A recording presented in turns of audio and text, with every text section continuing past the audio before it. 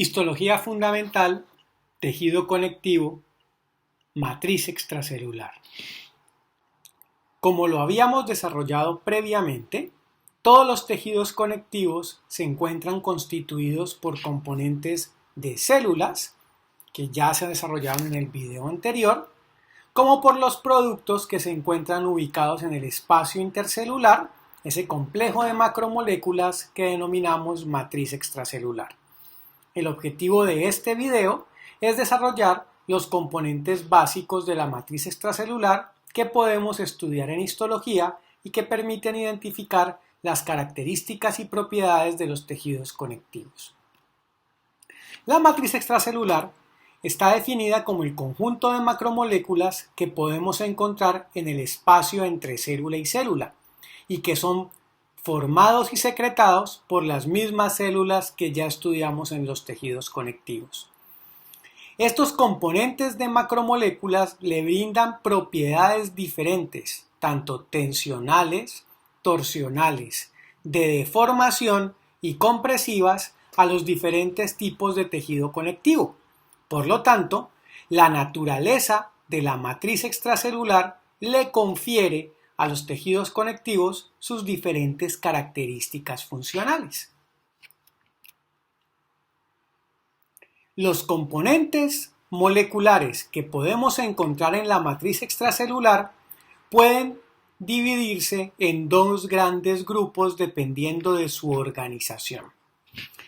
La matriz que denominamos en este curso como matriz no fibrilar y que en sus libros de texto pueden encontrar con el nombre de sustancia amorfa, y aquella que corresponde al componente fibrilar, lo que normalmente en los libros de texto recibe el nombre de componente de fibras. Básicamente corresponde a estructuras moleculares que ante el microscopio electrónico tiñen con facilidad por la estructura de fibras que presentan sus proteínas, mientras que en el otro lado, a la derecha, donde tenemos el componente no fibrilar, tenemos estructuras que de manera clásica se denominaron amorfas al creer que no presentaban forma. Como veremos un poco más adelante, estas moléculas sí presentan una forma, lo que ocurre es que presentan una estructuración en forma de gel que hace difícil que en tinciones con hematoxilina y eosina su forma pueda ser percibida. En tal sentido, en este curso y siendo coherentes con la estructura molecular de las mismas, no utilizaremos el término de sustancia amorfa, sino el término de matriz no fibrilar. La matriz no fibrilar está ubicada en todo el espacio entre célula y célula, en dicho espacio intercelular, y de manera clásica recibió el nombre de sustancia amorfa porque cuando se mira en tinciones de hematoxilina y eosina ante el microscopio de luz, no sufre tinción y por lo tanto se asoció a la ausencia de forma. Sin embargo, los estudios posteriores han demostrado que presentan forma claramente estructurada y son responsables del agua de solvatación, el agua que se asocia a la hidratación de los tejidos, lo que le brinda a estos tejidos la resistencia compresiva. La matriz no fibrilar está constituida por tres grandes grupos de moléculas: los glucosaminoglicanes, los proteoglicanes y las glicoproteínas no colágenas o proteínas multiadhesivas. Los primeros componentes de la matriz no fibrilar son los glucosaminoglicanos, que en la literatura también se pueden encontrar utilizando la sigla GAG. Los glucosaminoglicanes se definen como cadenas de polisacáridos, azúcares que se repiten, y lo que siempre se repite es una cadena de disacáridos. Son dos azúcares que se repiten n veces. Estos glucosaminoglicanes son azúcares que presentan una alta carga negativa y al estar cargados negativamente atraen iones positivos abundantes en la matriz extracelular, específicamente sodio, y al atraer sodio atraen agua. Esta es la que denominamos anteriormente con el nombre de agua de solvatación, que mantienen la turgencia y el contorno de los diferentes tipos de tejidos. Esta presencia de agua le permite a los tejidos con grandes cantidades de glucosaminoglicanes la difusión de sustancias y la organización específica de componentes de comunicación a lo largo de la matriz. Algunos glucosaminoglicanes presentan la capacidad de establecer uniones covalentes con proteínas para estructurar macromoléculas mucho más complejas denominadas proteoglicanes. Desde el punto de vista estructural, los glucosaminoglicanes son cadenas de dos azúcares que se repiten. Es un polisacárido donde lo mismo que se repite es un disacárido. Y ese disacárido puede estar constituido por una N-acetilglucosamida o una N-acetilgalactosamida o por un ácido urónico como el ácido glucurónico o el ácido hidurónico. Estas diferentes posibilidades de estructura hacen que la cantidad de glucosaminoglicanes disponible sea limitada. Existen dos tipos básicos de glucosaminoglicanes: los que presentan alguna cadena de sulfato en su estructura, denominados como glucosaminoglicanes sulfatados, como el condroitin sulfato, el dermatán sulfato, el heparán sulfato, el queratán sulfato y la heparina, y aquellos que no presentan sulfatación a lo largo de su estructura, como el ácido hialurónico. Este último, el ácido hialurónico, es el glucosaminoglicán de mayor tamaño y el más abundante en el cuerpo humano. Recordemos que al tener un alto peso molecular y presentar una gran cantidad de cargas negativas, es el glucosaminoglicán de mayor tamaño que atrae mayor cantidad de agua y presenta una organización estructural parecida a la de un gel, lo que lo hace muy buen lubricante y presentar una elevada viscosidad. Si bien este es el único glucosaminoglicán no sulfatado, carece de propiedad o de la capacidad de unirse covalentemente a proteínas para formar proteoglicanos. Sin embargo, sí tiene la peculiaridad de unirse a través de proteínas de unión a proteoglicanos para formar complejos mucho más grandes que controlen la difusión de sustancias a lo largo de la matriz extracelular. En realidad podemos encontrar ácido hialurónico haciendo parte fundamental del líquido sinovial, estructurando el cuerpo vítreo, como lo podemos ver en la fotografía en el cuerpo vítreo de un ojo, y haciendo parte de la matriz extracelular de todo el tejido conectivo. Recordemos que el ácido hialurónico, al ser el glucosaminoglicán de mayor tamaño y por lo tanto tener una gran carga negativa, atrae mucha agua y por lo tanto es el responsable de la hidratación celular.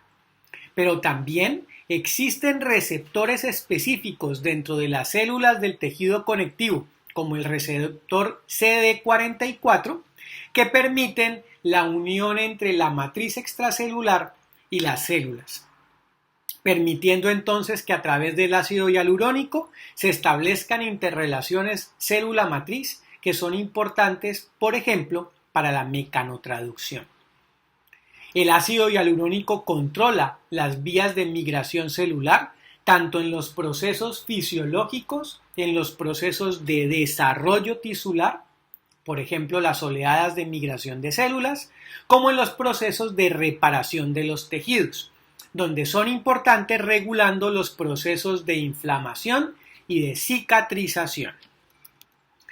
La síntesis de ácido hialurónico se hace a través de la ácido hialurónico sintetasa 2, que es capaz de formar grandes cadenas de ácido hialurónico a través de sus precursores ácidos glucurónico o hidurónico y la presencia de N-acetilgalactosamida y N-acetilglucosamida.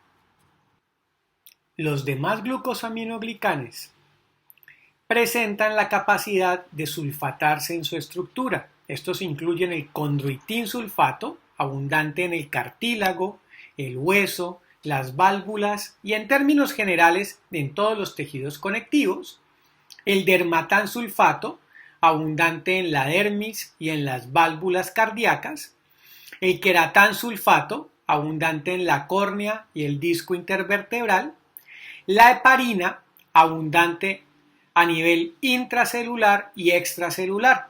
La podemos encontrar intracelularmente haciendo parte de los gránulos de secreción, ubicados tanto en basófilos como en mastocitos.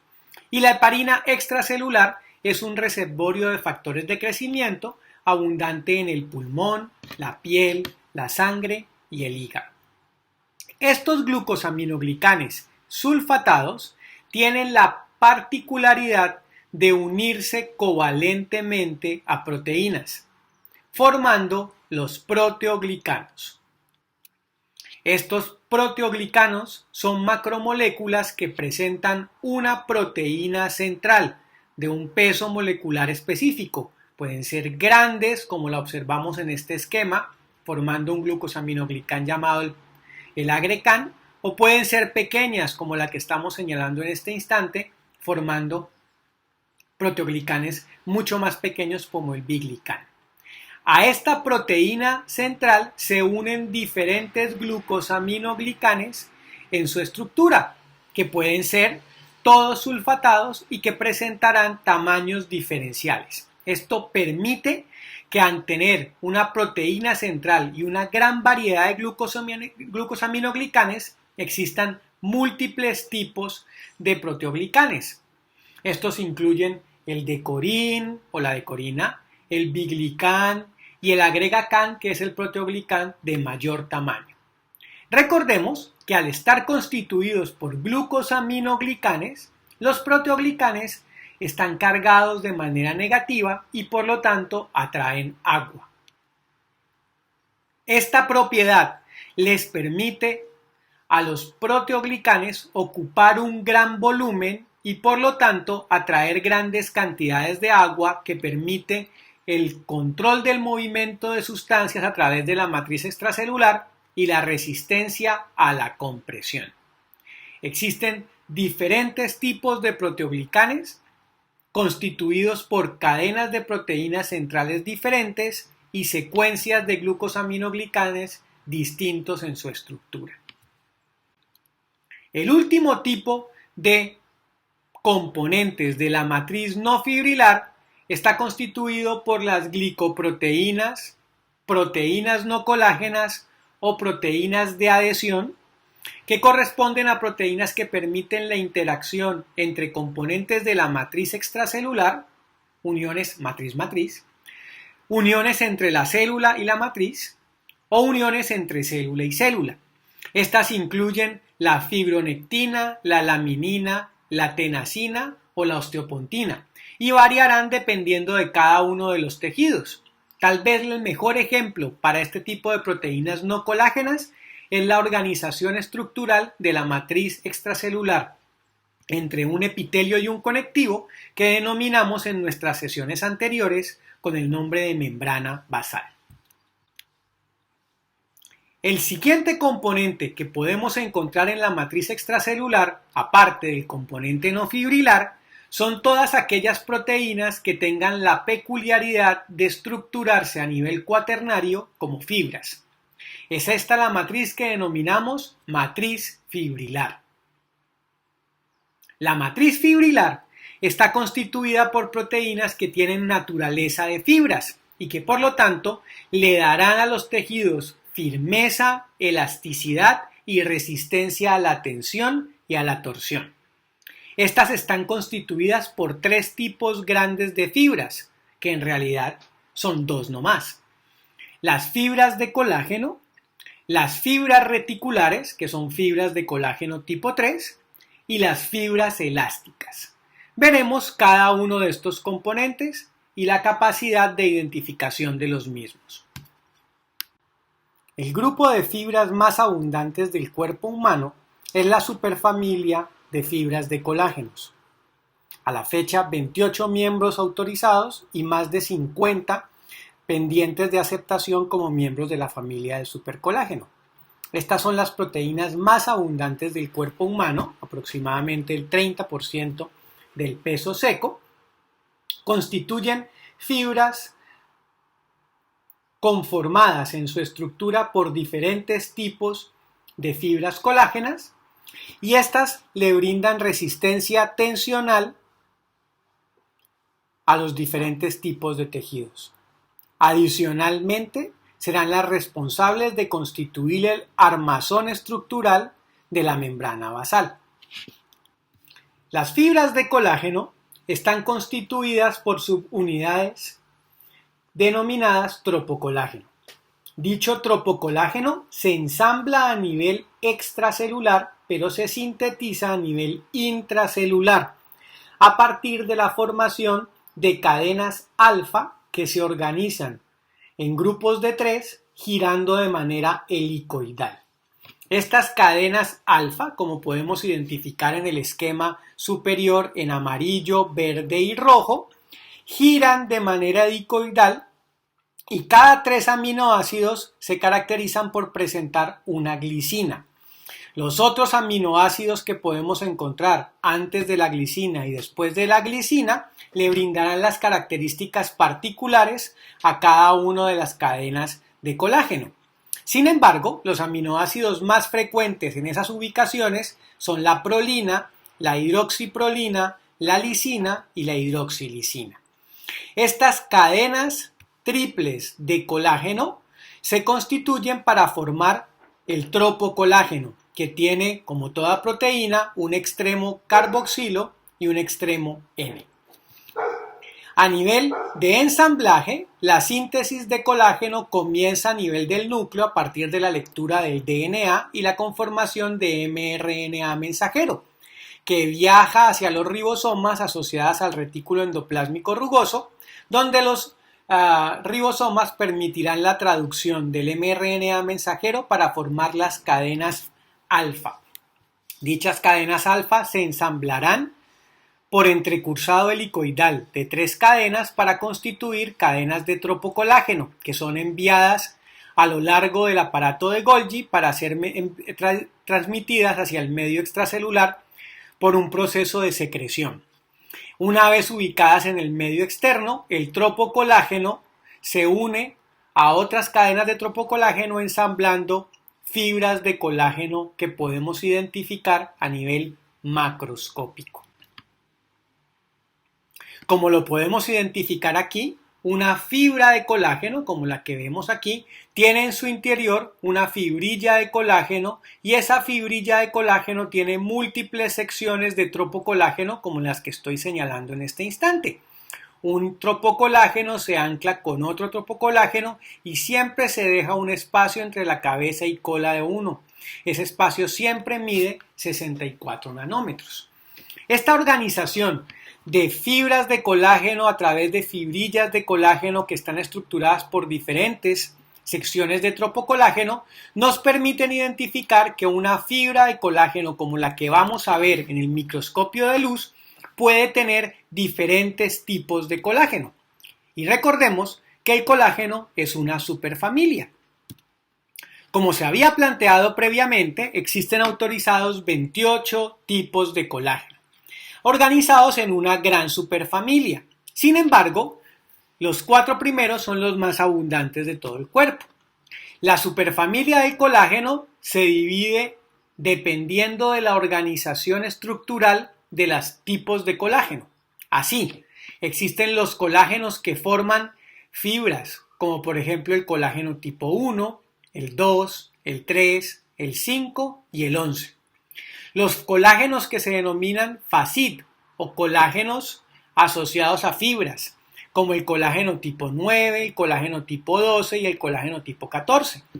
Los colágenos que se encargan de formar redes de anclaje, como los colágenos 7, y el colágeno que está asociado a redes, como el colágeno tipo 4. Adicionalmente, hay colágenos asociados a membrana basal. Sin embargo, cuando observamos nuestra placa, en este caso una placa de tejido conectivo, las fibras de colágeno teñidas con hematoxilina eosina se verán como bandas eosinófilas. Estas deben ser identificadas en nuestro laboratorio de histología.